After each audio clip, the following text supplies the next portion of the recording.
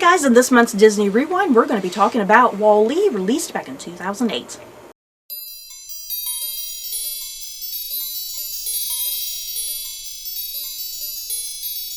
So, WALL-E is about a little mechanical robot thing. He's like waste disposal, essentially, and his job is to travel around in this post-apocalyptic world, cleaning and making trash into these little cubes and piling it up, so that way humanity, they're up in space at this point, and they can come back down and thrive back on Earth after WALL-E has planted, I guess. So yeah, Stephanie, what kind of plot summary was that about WALL-E? Jesus. WALL-E is very and simple. Humans are up in space. Yeah. WALL-E is probably perhaps the most simplistic of Disney movies, but yeah, the most, complex and deep, But yeah, Stephanie, how'd you feel about WALL-E? WALL-E! I like WALL-E. But I'm not in love with it. We have not watched WALL-E in a very long time. Where you go? I gotta get Eve. Yes, we have Eve. We haven't watched WALL-E in a very, very long time. And so watching it now, it was enjoyable. But at the same time, I also feel like it's a movie. It's one of those Disney movies I can't watch repeatedly. It might be because it's just such a quiet movie and not much going on. That's what I was saying. A lot going on. That's what I was saying. WALL-E is a very simple and basic movie, but yeah, at its core, it is very complex and very deep. You have to really read into it. And I mean, God, it probably has one of the bigger messages in a Disney movie if you think about it. But I mean, I still enjoy it, and I love the animation and what few characters we have. But yeah, it's not like I want to watch it yearly. No, but my head rotates. I got distracted. I'm sorry. I still enjoy it. Yeah, I like WALL-E. Yeah, I definitely. It's not one of those things I could just sit and rewatch every single day of my life, But yeah, I do enjoy it. I like the themes and messages of it. WALL-E is the most cutest little robot thing ever. He's just... it was really sad. There was a lot of them. And now he's the only one. You know what? I have questions about WALL-E. Because it's they never sent a shuttle down. They never sent a shuttle back down to Earth to take care of anything. Like maintenance on the WALL-Es. Yeah, because the only way WALL-E survived was because he took eyes from one model that were still good, or he took parts from all the other models. If the mechanical parts weren't working, but the tread with the treads were still working for his wheels, then he would take those. So each WALL-E would have something different that was wrong with him. So he'd just take them all. And I just don't understand, why did they never send maintenance down to and was anybody watching to see what was happening? When can we come back? I do have a lot of questions, after the fact when it comes to certain things, because the WALL-Es, my understanding, because what is it, big and By and low. Wait, big? No, by and low. It comes across as this big. Because then that'd be big lots or something. Big lots. What is it called? By and low. The impression you get from it is that it's this big, huge corporate entity. It's like Amazon or Walmart. At that time, I was thinking Walmart. But yeah, now it makes now it's freaking Amazon. It's Amazon and Google combined. You get the idea that this company was the big thing and they controlled every damn thing, because if you look throughout the movie, you really gotta stare. Sometimes you gotta freeze frame things. You'll see their logo. There's ships. When WALL-E's going by some of those big ships, there's their logo. When he's going by a supermarket, there's their logo. Because I think it might be them who made. I think it's them who made the ship. Yeah, I feel like kind of what we're maybe under. They don't ever really specify what exactly happened to create this apocalyptic event, did they? Why is there that much trash? Because for me, what I'm kind of getting from it is that it just kind of reached the point of overpopulation. It reached the point of overpopulation. It reached the point of we just have garbage everywhere and nowhere to put it. Because that's the core of this movie. It's all about the big theme and message is it's about businesses. It's about the whole thing is about the environment. You know, this whole movie is about the environment. We take our environment for granted. You know, you have trash. You're just going, you know, instead of just putting it in a trash can, we just sometimes you just sit and throw something out on the road, and it's like you don't think how that's going to affect the environment, the air, animals, water. You know, so we take all that for granted when we just casually toss trash and we don't recycle and stuff, and it makes you feel bad. You know, you said watch Wall-E and you feel bad. It's like, oh, we should just recycle more often. And that's what this whole damn movie is about the environment, you know?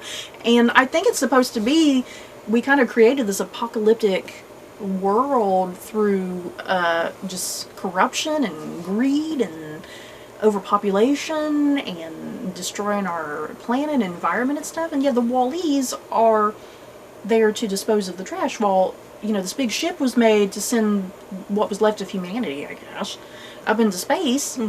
And these Wall-E's are down there cleaning everything up. It's kind of how I was interpreted, you know. But yeah, once again, you know, there's no maintenance. It seems like there's no maintenance set down to, like, you know, repair the Wall-E's. Because it looks like Wall-E, the Wall-E in the movie, it seems like he's the last Wall-E. Because they do show a few bodies. Yeah, they show, like, other bodies of Wall-E, you know. And him getting the parts. And, you know, by the time you reach a certain part of the movie, you discover it's been, what, like 700 years? Something like that? It's been 700 years since whatever event happened. It's kind of like they never wanted you to come back. Yeah, because the man who was, like, I guess, the CEO of Buy and Low, he was sitting there going, oh, yeah, we're just going to go up in space for 5 years. We'll let the Wall-E's do their thing. We'll come back. They got snapped. Yeah, but yeah, it turns into 700 years. And the thing is, the Wall-E's, remember we were talking about this, the Wall-E, you know, Wall-E looks very primitive, you know, but then here comes Eve. She's sleek. Yeah, look at Eve. She's really sleek and white and, like, you know, she looks like this very modern technology, and yeah, she's floating. You know, she can float and move around, and yeah, her power system is very different to, like, Wall-E's power system. So it's like now the world has moved on to such a point that this Eve she can just go down there and look for what is needed. You know, she's down there to find life, to find a plant. You know, is it habitable for us to come back down to Earth, you know? So yeah, I really like a lot of stuff going on in the movie. And yeah, Wall-E and Eve, a little relationship. They're just robots, but they have a great love story. I love their little love story. And all of Wall-E wants to do is hold her hand, and because God knows how long he's been the last Wall-E. He just has his little cricket friend. You know? Yeah. And he just met the cricket. Yeah. He just met the cricket. So God knows he could have been lonely for like 500 years or longer. And it's like, how does he, it seems like he has developed some sort of empathy, you know? He's developed, like, empathy and feelings and compassion and love. You know how? I think that's why because he has been alone for so long. And he said, they show him collecting all this silly stuff. And I think it started seeping into his brain, like, what's this fascinating thing? And what's that thing? And then, like, he found that tape. And it's like his brain was like, whatever little mechanical brain he has. It was like, probably like, what's this? And then that's why he plays that movie over and over. Yeah. Like, that's the only thing he's ever found that's like that. And I think because he sits there and plays it, it started getting into his head. Yeah. Well, because even Eve... And started giving him feelings. Eve is very much robotic as well, but she spends so much time with Wall-E, and she starts developing, like, feelings, too, you know? Something like just... I don't know if I was slightly thinking about it during the movie, but it was kind of hit me again. Was the president the Buy and Low guy? I think he was like the CEO. I think it's the same. I think he was the CEO of the company as well as, it sounded like he was the president, because someone off in the background said something like, Mr. President. Yeah, that's what I thought. And so that's what I'm assuming. Do they mean like Mr. President as in, you know, President of the United States, or president of the company? Yeah.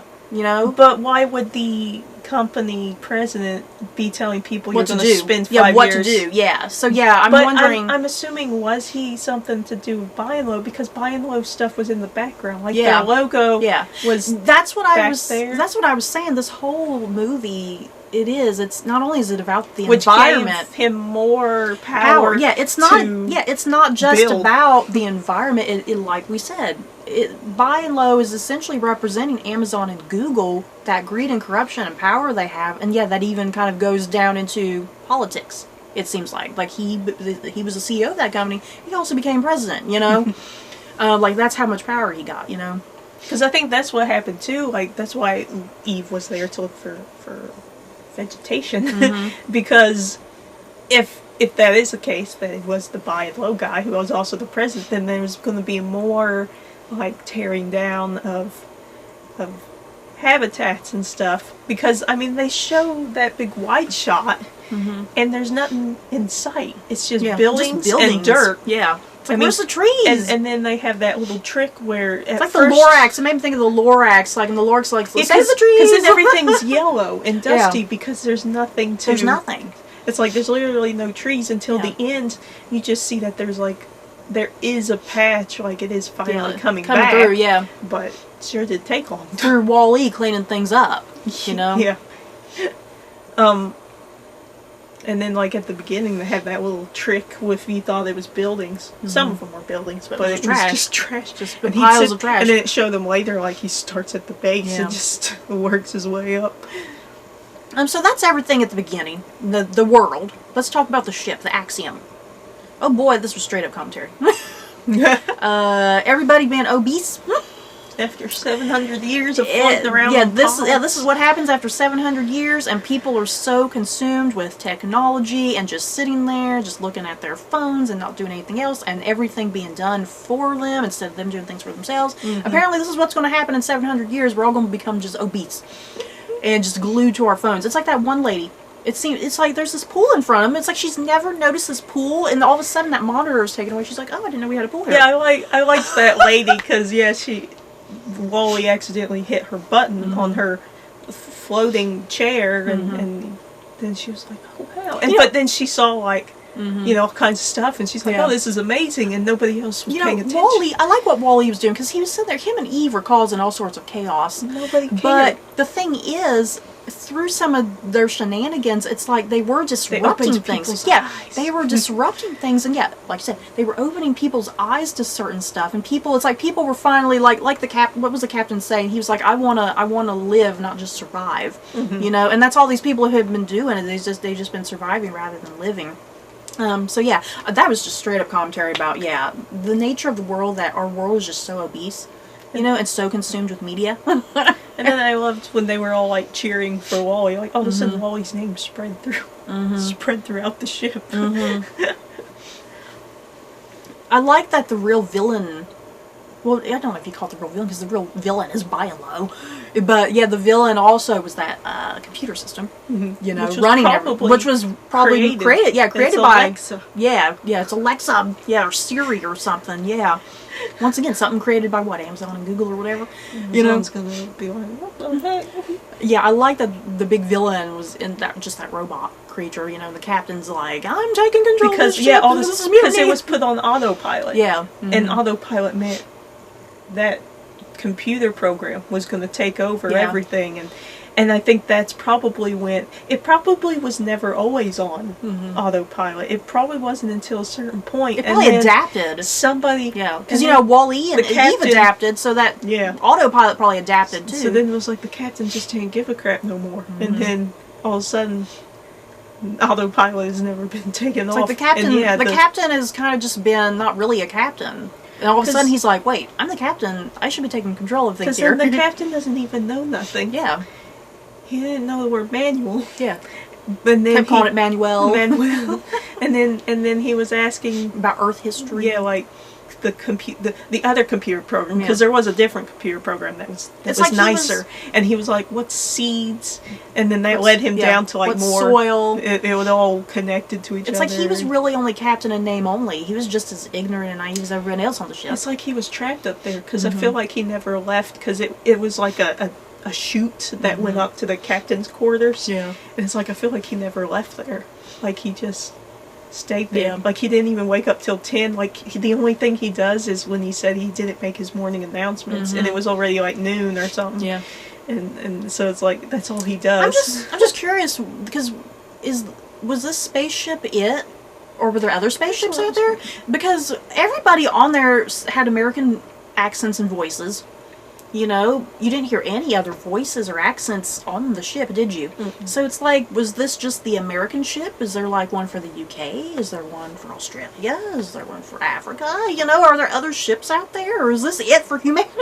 You know? Yeah, I was kind of thinking, maybe they just focused on Yeah, maybe they're just focusing on that, I don't know, but... Something I want to know is everybody looked to be the same age. Nobody was a teenager. Nobody was a child. They showed the babies. But that was it. There was babies, They didn't and then really there was show- an age of like, well, it's hard to tell because God knows how old those people were, but like an age of maybe 30s or 40s. Yeah, they didn't show like There old. was They didn't no show like old super old people. I What was don't. up with that? And then, Yeah. but the baby thing too, I was going to say, that would be creepy. How'd they even have children?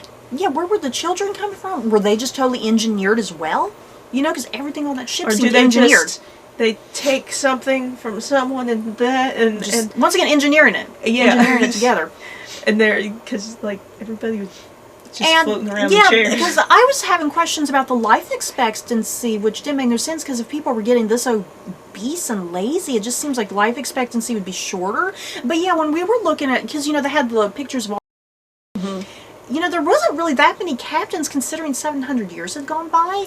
And Yeah, didn't was there only like 7? yeah, because didn't it look like the life expectancies, like they were captain for like longer, like than usual? You know, the usual life expectancy. I'm not sure if we were kind of looking at that incorrectly, but yeah, it seemed like life High and expectancy low was or whatever, higher.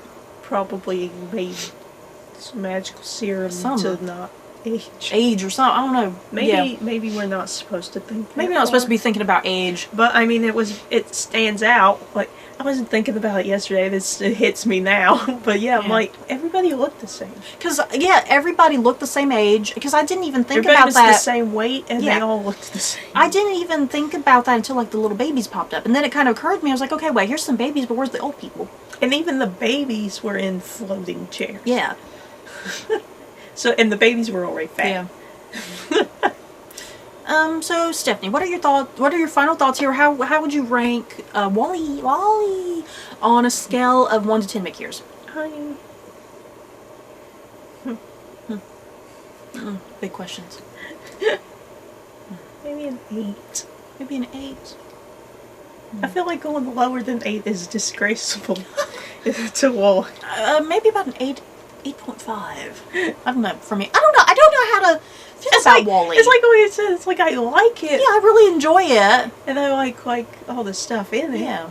But at the same time, like, As far as like rewatchability, I like to I view things a lot like when I grade things. Yeah. I think about it as like As rewatchability. rewatchability. And stuff a lot of times. Yes. And I mean, yeah, like I said, we haven't seen Wally.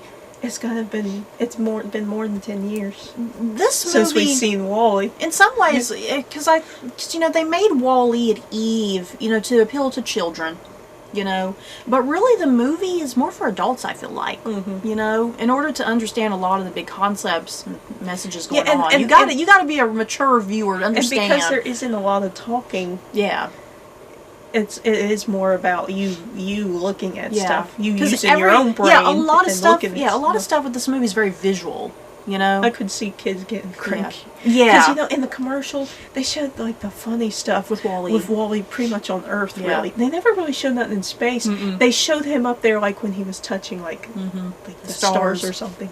But, like, they would always show all the funny stuff with, like, him and the fire extinguisher and flying around. They never showed anything about the spaceship. Yeah. It was like going into the Wall-E was a movie- complete surprise because none of that had anything to do The with the movie really relies heavily on the visuals.